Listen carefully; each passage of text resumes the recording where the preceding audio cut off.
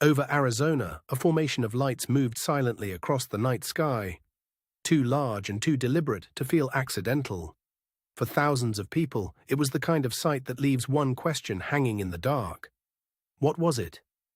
The event unfolded on a warm spring evening in the southwest, where the sky can feel endless and close at the same time.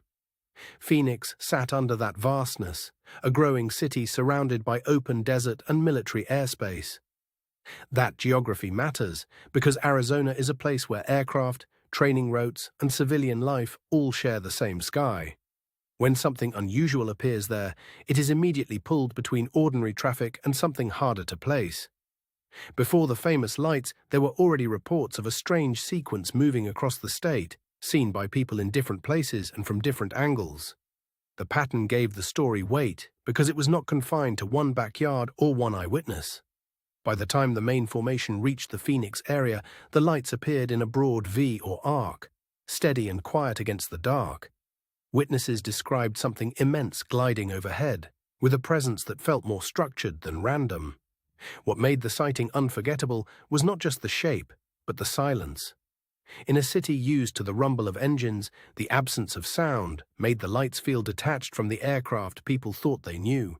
Some witnesses said the lights seemed to pass low and slowly, almost like a single object carrying its own geometry. Others saw multiple points of light keeping formation with a precision that stayed in memory long after the event ended. The story spread quickly because people from different towns and neighborhoods were describing the same sky. That overlap matters in any case like this, because shared timing can turn a private sighting into a public mystery. Local media and emergency channels began to catch fragments of the confusion, while the lights were still being discussed in real time. The result was a rare kind of modern mystery. A sighting unfolding in front of cameras, phones, and live conversation. Then came the detail that still anchors the case. The formation seemed to hold together as it crossed a huge distance. If the reports are taken at face value, the scale was difficult to reconcile with an ordinary small craft. That scale is why the Phoenix lights never settled into a simple campfire story. A light in the sky can be mistaken, but a massive coordinated shape seen by so many people demands a closer look. As the reports were gathered, investigators and journalists found a mix of descriptions that still left room for uncertainty. Some details matched a single large object, while others sounded like separate lights moving in disciplined formation. One of the strongest aspects of the case is the consistency around timing and direction. Across different accounts, the lights were said to travel along a broad path over the state, which makes the event feel mapped into the landscape itself. Another hard-to-ignore detail is how ordinary the witnesses often were. Families, drivers, homeowners, and workers all looked up from different corners of daily life and found themselves describing the same impossible-looking sky. The case gained lasting force because the lights were not seen once and forgotten. They were discussed, repeated, and revisited, with each retelling preserving a core impression that something unusually large had crossed overhead. Supporters of the extraordinary interpretation point to that persistence. They argue that when a sighting lingers across so many independent memories, it suggests an event that was real in the sky, even if its nature remains unsettled. The strongest claim rests on the idea that the lights behaved with intention.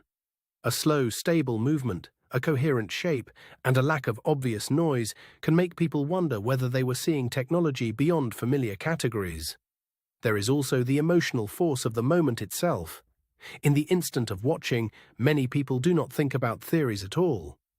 They simply feel the shock of seeing the familiar sky behave in an unfamiliar way. That said, the case also attracts grounded explanations, especially around military activity in the region. Arizona skies can host aircraft, flares, and training maneuvers that look strange when viewed from the ground at a distance. Skeptics question whether some of the Phoenix lights were a mix of separate events, later blended together by memory and media attention. In a fast-moving public mystery, that kind of overlap can make one night feel even stranger.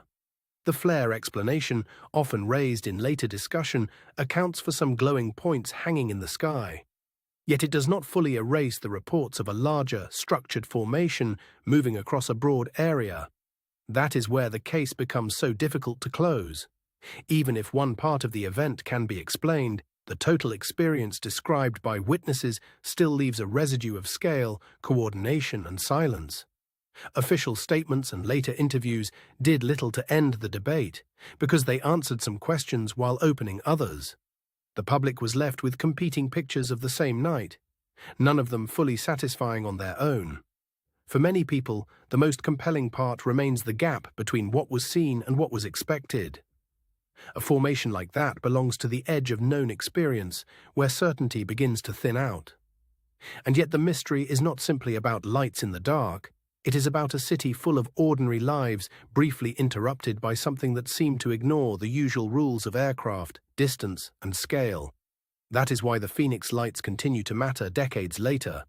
The event sits at the meeting point of testimony, atmosphere, and uncertainty, where a shared experience can outlast every attempt to tidy it away.